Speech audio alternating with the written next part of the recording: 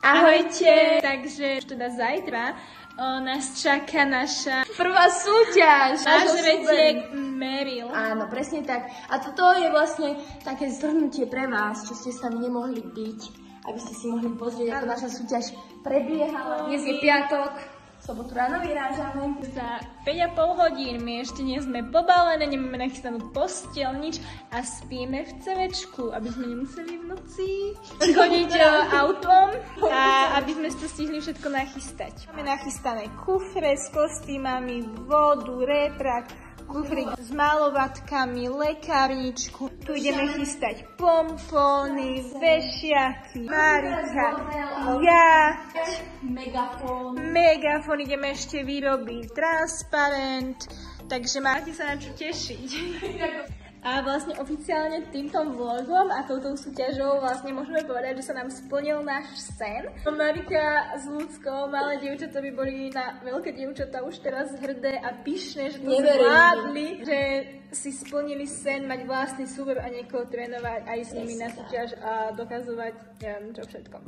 Takže vidíme sa, dobalíme všetko. Ahojte! Pripravujeme provizorný transparent Meryl.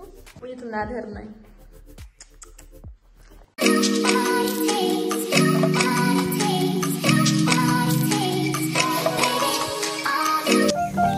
Dobré ránko, večer sme sa už nestihli ozvať.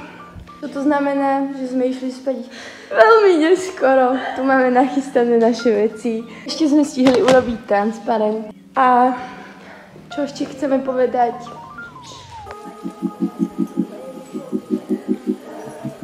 Viete, ak sa ráme?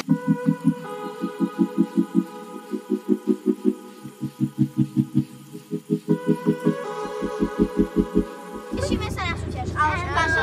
Tešíme sa na súťaž. Až stresom.